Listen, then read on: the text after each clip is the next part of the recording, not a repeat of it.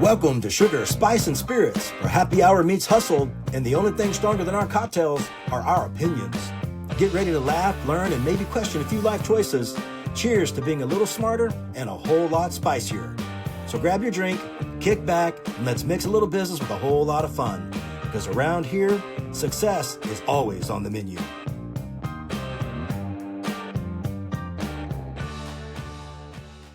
Hi, everybody. Welcome to the Sugar, Spice, and Spirits podcast. I'm your host, Natalie Pilkinton, along with Mindy Price and Kelly Williams. Kelly Mobley. We got it right. We That's because you're leading. Because I let everybody say their own name. Yeah. I see what she did there. We're here today to talk about life, business, and real estate. And today's topic is my favorite, real estate. I am a real estate professional. I love real estate. Eat, breathe, sleep it. So hopefully I can bring some tangent tidbits for you that you can utilize and implement. But before we got to get started, we've got our famous drink of the day. Sip of the day. Sip of the day. Drink of the day. Sip of the day. Some sip, some drink. However, our ice has melted. It took us a little bit of time to get set up here, but we are here and persevering. So this is one of my favorite drinks. It's an Orange Moscow Mule. So I've got orange Jim Beam. Nope, you can't. I got to go to the website at sugarspiceandspirits.com to subscribe to our newsletter where you'll get the recipe. And you'll also get great tidbits from us as well. So this is one of my favorites. I hope you ladies like it. Let's go ahead and take a sip. All right, let's go. Oh, that's refreshing. That's good. It's a little watered down just because the ice, but my favorite drink by far, like if I'm going to go with a Moscow Mule, the ginger beer, this is what I... That's really nice. That is good. Because, you know, a lot of times I do the blueberry. I do a blueberry mule, which can sometimes, I guess you can make it stronger and more ginger, but, and it's a little more sharp and tangy, but that's good and smooth. And yeah, that's good. Sorry. There's a cat underneath here, and every once in a while he likes to reach out and my legs. So if I jump, I don't have Tourette's or anything like that. I have a cat underneath the table. Yeah, hey, our first episode, if you haven't watched it, he made an appearance in a big way. Yes. In a whole way. So when I say real estate, what do you guys think of? Buying and selling homes to live in as a residence. For me, I think of real estate in a multitude of fashions. I've been in the real estate industry for many, many years, but on the multifamily, on the apartment side. Also been involved with single family as well, but to me, the first inclination that I have is multifamily because of that. I also think about different ways to have income, and a lot of folks utilize it as a source for that. But I think apartments. Yeah, real estate is so many different things to different people. And what's important to know, it's got a ton of options, whether you're looking to buy your own personal residence and provide a home for your family as a realtor or as an investor where you're providing homes for your tenants or your residents. Or you're looking at it as an investor to build passive income for yourself and your family to grow and build your net worth and your nest egg. Take advantages of the tax advantages that real estate offers. It offers just such a wide variety of things. I like real estate. My passion for real estate is what it does for people and their family and their lives and how you can buy your life back from corporate America.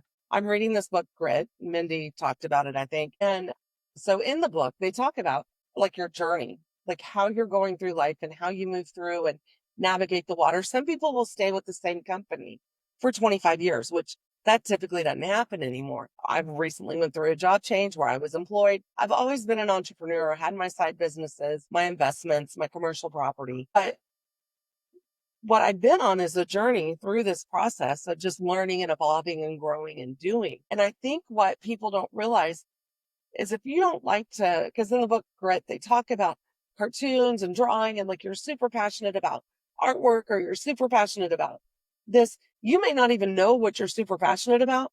You just know your 9-to-5 isn't working for you and you don't know where to start or what to do or how to buy your life back.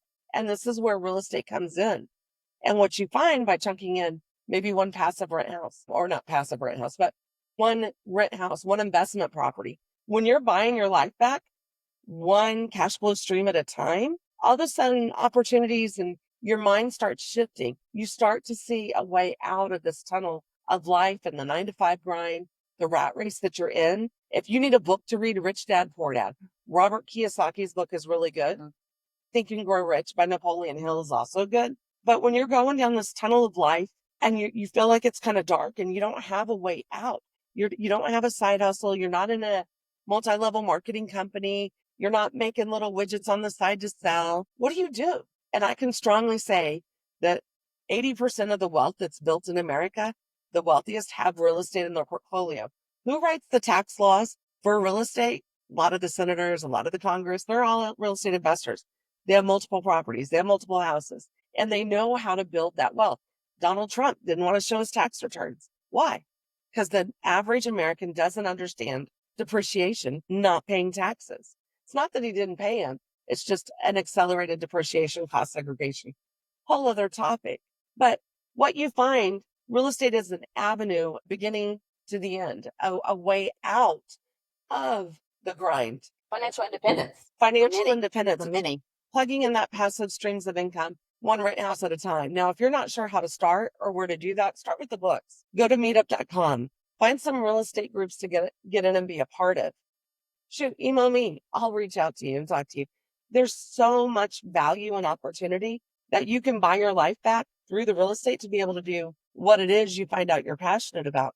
Today or Sunday at church, they did a fundraiser for a gentleman that fosters kids. And he came from the foster system, from Africa, really broken. Like, I think he was 5 and on the streets. Like the parents don't even name their kids over there, right? So they don't name the kids because the kids die so you make it until you're 2, then you might get a name. And he's telling his story and he's getting through it, and he's giving in this foster community, and he speaks on it worldwide, nationwide, on how the churches need to get involved in fostering and everything like that. And the pastor made a call to buy him a van so he could make his family complete, because he couldn't adopt one last kid because he wasn't married, and you had to be able to fit all your adopted kids in one vehicle if there's a catastrophe to go.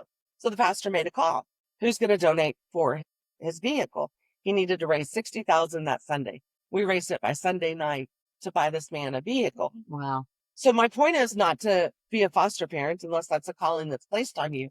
But my point is, real estate affords certain things for you that you could step up in these times. You can help out and do things that you couldn't do. Like, you want to be more benevolent. You want to help your family. You want to help your community, your kids' soccer team, whatever. You can do that with real estate and what it offers you. Now, don't just go out and blindly do it. Like, I have a tenant, the firehouse, that I'm going through a lot of fun right now. My first resident fire home, which I know multifamily happens a lot more, but this one with this particular tenant and everything, it's become a lot bigger challenge. And it was a really small fire. So having a mentor around you, somebody that can answer your questions, I think is really, really important. You guys have been in real estate a long time. You came in later. Right. But what are some things that you saw from people who invest in real estate, from some of like the passive investors, from the multifamily owners, from the single family? Like, what's your take on real estate? So I'll jump in real quick. When I first became a widow, I learned that the life insurance and all the investments from IRAs and those types of things are only going to go so far. And you learn that they don't go as far today as they did yesterday. Used to $1 million would carry you, if you were back in Beaver Cleaver days, it would carry you a long way. Not so much these days, when you look at the ins and the outs of the investment returns and those types of things. And so I found myself really scared that all of a sudden I was not going to be able to retire at the level of lifestyle that I wanted with the amount of money that I had from my late husband's life insurance. And so I got introduced to a gentleman who I live on the coast. And so we have Dow and BASF and a lot of the chemical and refineries and those types of things. And he had always worked for the man. He was always working shift work, never got to go places, made great money, but really didn't know how far his pension was going to go. And so he decided one day he was just going to bite the bullet, and he quit his job and he started going into investment properties. And I think a short 7, 8, 9 years later, he is independently wealthy. He has 40 or 50 different properties. He can come and go when he pleases. He's got some multifamily, some different properties in the New Braunfels area, some Airbnbs, lots of rent homes. And so he kind of spread his portfolio around, or he wasn't just limited to one particular type of investment property. But he's 63 years old, years young. And if I say so myself, and is financially independent and independently wealthy and has his entire life ahead of him. And it just took his decision to learn about it, surround himself with people who knew what they were doing and who could guide him. And now he's become one of my mentors. I think his name's David. You guys know him. He was huge in getting me started and kind of get over that hump. And then, of course, surrounding myself with you guys educated me a lot more too. And so that's why I've got a rental property and I've got a commercial property as well. Nowhere near as seasoned as these guys are, but getting there. So yeah, it made a huge difference in his happiness and in everyday life, because he finally became his own boss and not having to depend on others. And he is as independently wealthy as he can be. And so it's a great outcome for him. So yeah, it changed his life. Well, for me, working in the apartment industry, the multifamily industry for so long, I was lucky to get noticed by somebody who's a big investor, very successful in multifamily. And I always thought, how would I be able to do that? My parents had rental houses and they have some nightmare stories. Maybe one of these days we'll talk about those. But I was able to go to work for a man who's been very successful in the industry. And that's when my husband and I invested passively for the first time, which is wonderful. We like to call it mailbox money or whatever you want to call it. Wasn't having to deal with the tenants, toilets, taxes, those things. And he ran a really tight ship and we were really successful with that. And so being on the other side of it, not only helping operationally, not only being a supplier partner to the industry and helping facilitate everything that goes on behind the scenes when it comes to managing a property, actually being a partial owner in property was huge for me. And I've been connected with that gentleman a couple of times. And I will always say that you don't have to do this. You might want to start out with one rent house and finding that right person that can help you and guide you along. It's always finding that person that's one step in front of you. This particular person had been very successful with multifamily, and that's their jam. That's what they do. And so that's the path that I chose. And knowing how many lives, Natalie, that I was able to personally impact by being an investor and having the benefit of it on the other side of that passive income, it's just fantastic. And so real estate fits in so many ways. You can wholesale a deal, you can, flip deals. I mean, there's tax advantages to all of those. And I'm not the real estate person here. I'm the business person here. But I was lucky because somebody in the Houston area that at some point in time, we may have him on the show. We may, talk more about him, saw something in me that allowed me to take that leap many, over 10, 12, 13, 14, 15 years ago.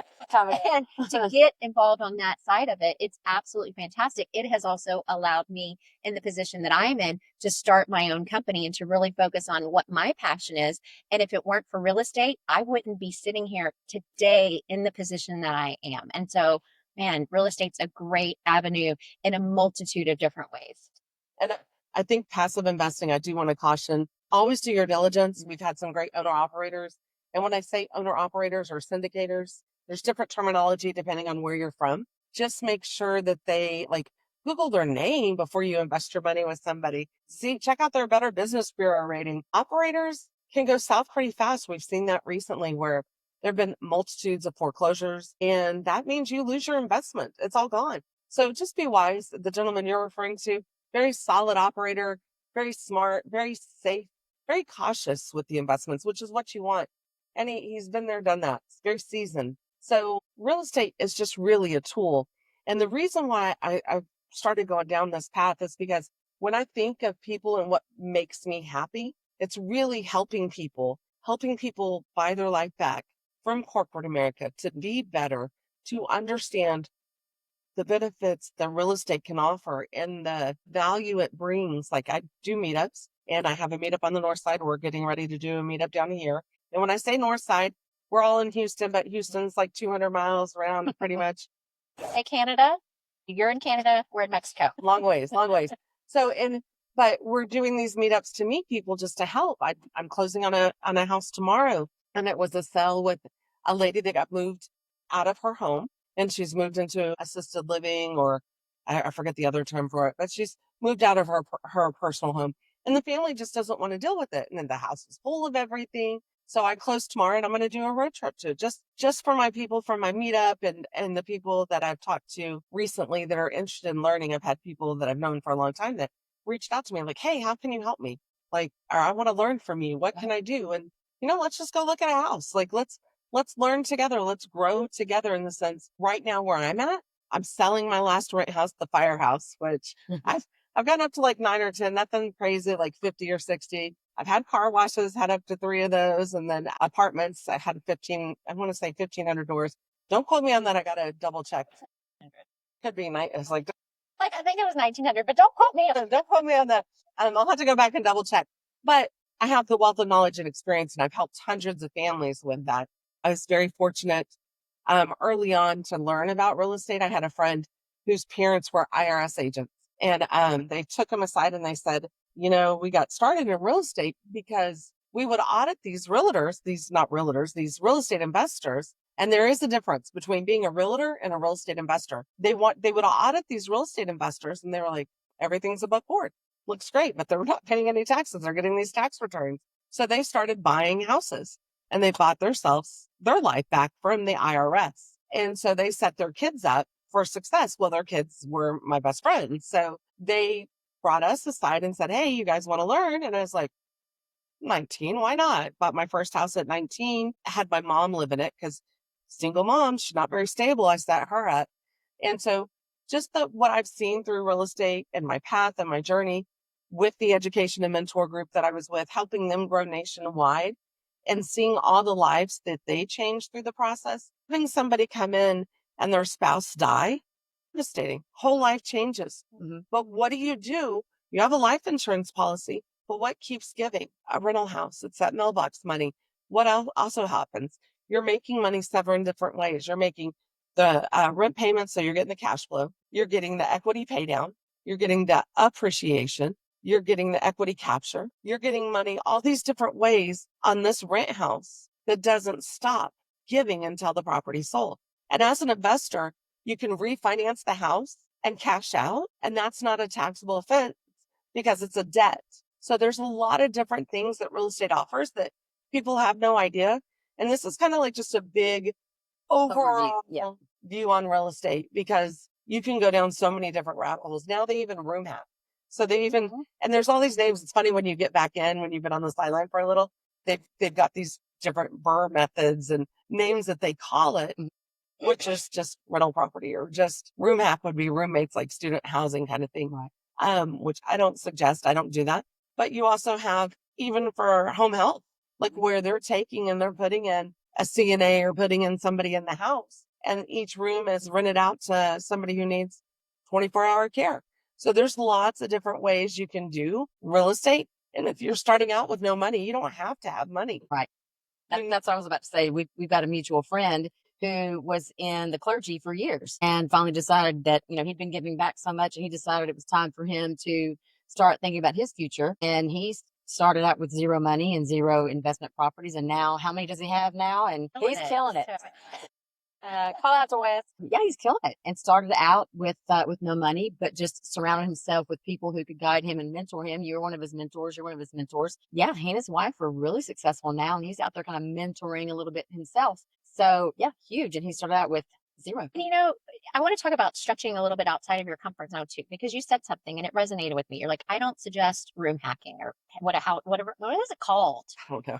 So you're basically renting a room to somebody. There are parts of the country where this is very common. And it feels very uncomfortable to me to think about doing that. But if somebody doesn't have the money and they want to get started somewhere, literally, there are success stories where that's how they got started. That's how they got the extra money to then go and invest in real estate or whatever it is that you want to invest in as an entrepreneur. And I know that we're talking about real estate, but I get so excited when you think of what are extra creative ways that you can make more money. You could have a dream to do something. And maybe it's not real estate, but it's something that's entrepreneurial, but you don't have the cash. But real estate, potentially this house hacking, room hacking, whatever it is. I mean, hopefully you don't get a psycho, right? Like that isn't the scary part of it. There's a lot of things Natalie can talk to you about how you want to properly screen your tenants, screen your residents, but it could be a way for then you to be able to follow whatever that passion is, whatever drives you, whatever your why is. And so when we do talk about real estate, there's so many avenues that it can take you down. And it literally could just be to take you to that one place where you're super happy and whatever it is that you truly want to do. Yeah. And I think so when you talk about push yourself, there's people that real estate's not for me. I hate real estate. I'm not doing it. Whatever. They had a bad taste. They had to clean out a house for their parents when they were young. Whatever it was. Whatever your passion is, if you're at a stump or like a lull or whatever, re-energize yourself, re-plug into the community. Go to meetups, go to networking, read books that are coming out, listen to podcasts on that particular subject of what you're going for, and just re-plug in. It's like we all hit our lulls. We're not always perfect. We're not 100%. Like, obviously, I'm not 100% today, but get engaged and get back in it. It's once you start investing and you start talking to people, like Wes, I mentored, he had a foundation issue with the house and all these confusion comes up with foundation issues. We're down in the South. We've got clay soil, this expanding and contrasting between the wet and the dry. I walked him through it easy peasy, but that's because I've been there, done that. But when you haven't been engaged in it in a while, now I'm calling Wes. Hey, Wes, I heard you're doing this. What's this? What's this? It's like that give back is there. It's like, how can we help each other? And I think that's what's important. If you don't have people that are surrounding yourself with positive, like there is enough of the pie to go around for everybody. And if you have somebody who's diminishing your dreams or diminishing your goals, time to kick them to the curb. Cheers to that. Cheers to that. Get rid of that negativity. And Carrie B talks about that. Get rid of the toxic. Like that's like one of the lines that hit me one time real hard. I was like, crystal clear. Get rid of that negativity and surround yourself with people. I mean, you don't want delusionals. You don't want delulus. But you want to have people around you that are going to cheer you on and say, let's go. You got this. Absolutely. It takes that in life. And there is so much negativity that's out there. There's so much on social media. I mean, heck, this podcast, there's comments that you see that are awesome. And then there's some that can just literally tear you down. And it's like, don't worry about that. Ignore that and focus on the people that you want to have in your circle and around you. And, Natalie was talking about go to the meetups. And what you made me think about was all of the different individuals that go to these meetups. You don't know what walk of life they're from. You've got doctors, you've got tech, you've got influencers. Like you're surrounded by so many different folks that you never know your next job could be because of that. And you're not even out there looking. Your next connection or your next private money, or there's just so many benefits to putting yourself out there, going outside of that comfort zone, which I really think we should have an episode on going outside your comfort zones. There's so much that's out there and available to you whenever you go to these meetups, whether it's real estate related or any other type of meetup that's there. You were the one, Natalie, that introduced me to meetup.com. And you just look at what is a subject, what is a topic that you're interested in, and you can find them all over. Yeah. Like there's one, I was on Meetup Walk Club. They walk 3 miles once a week in the Woodlands. I'm like, oh, it's fantastic. That'd be awesome. But just get out there, re-engage yourself and get going. Like seriously, put on the boots. Let's go. Let's make something happen. When we have dynamic market shifts too, like in the economy and presidential political, like world economies change in 5 years. So 5 minutes these days. Yeah. But wait, it's off. It's on. But you've got 5 years, a lot of stuff happens. You can change, you just never know too. Viral moments on a podcast because you're talking or you're doing a little short on TikTok or something. You're just talking about your life and something happens. Just get re-engaged. And showing up really is 90% of it because you never know. You may be the solution that the other person's been looking for, like that design that they needed or like that product, or maybe you've got the hustle and now they're old and got the money and you've got the hustle and they've been looking for a company like yours to invest in. But you have to be able to articulate it, and showing up is 90% of it. Goes back to that book that you were talking about, Grit, and Angela Duckworth, right? I think that's who it's written by. I'm not that far into it, but one of the things that she talks about is there's so many people that are out there that have talent, but they have to refine that skill. And so showing up, you have the ability, but you're sharpening your saw. You're putting yourself out there in situations that if you don't show up, you're not going to change your situation. So I think that's super important. Well, and along those lines, kind of a little bit about what both of you had said. Remove the negativity. Real estate can be, for me, it started out discouraging because I went into the investment property situation kind of unwillingly. I had purchased a home for the intention of some family living in there. And they lived there for a little bit, and suddenly their life changed and they suddenly had to move out. And I was like, oh my gosh, I have this house. What do I do with it? And I had someone come up and I did not handle it. I didn't handle it as a business person. I handled it as doing someone a favor. And so I was really discouraged because I was not really benefiting from the investment side of the property. That's when these two ladies kind of educated me and said, wow, you are really not doing yourself any justice. And so I got things turned around. And within a year's time, I suddenly had a very profitable property, and I was actually making money on the property myself instead of just barely getting by because I was wearing the personal hat and not the business hat. You don't do favors with your No, you don't. real estate. It's a business. You run it like a business. Absolutely. Your charity is on the side. You can make donations to the van for church or whatever. And absolutely. And it made the difference where had I not, yes, cheers to that, because had I not been mentored and had some guidance from these ladies and helping me realize how much my shortcomings were, I probably would have not ever wanted to go back into the real estate investing side of things again. Now I'm itching to get started again because I realize there is really a lot of money to be made and some independence financially to be done. And I, like Natalie said, surround yourself with people who know what they're doing, who can guide you, who can show you strategically and very nicely how you're screwing up. I was the poster child for why you don't invest. And now I am the poster child for, wow, I can really get things turned around because I surrounded myself with people who knew what they were doing. That's huge. That's huge. So remove the negativity and bring the positivity back into your life and surround yourself with those who can guide you and mentor you. And it will make a world of difference. Well, you just wrapped it up. So my hot take for today, like to wrap it up with a pretty little bow, is get out and network. Really kind of what Kelly said, get out and network, find a mentor and get started. And there's lots of resources all around. And the two books, Napoleon Hill, Think and Grow Rich, and Rich Dad Poor Dad by Robert Kiyosaki.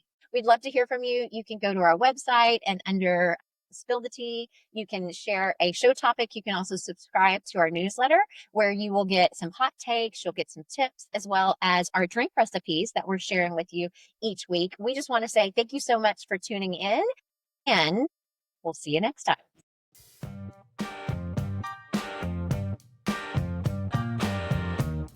Sugar, Spice, and Spirits is for informational and entertainment purposes only. The views, thoughts, and opinions expressed are solely those of the host and guests and do not represent those of any affiliated organizations. The content provided is not intended to be a substitute for professional advice, whether legal, financial, medical, or otherwise. Always seek the advice of qualified professionals regarding any questions that you may have. While we aim to keep information accurate and up to date, we make no guarantees of completeness, reliability, or accuracy. Any action you take based on the information presented is strictly at your own risk. Cheers to mixing a little fun and some friendly advice. But remember, sip responsibly and always do your own homework.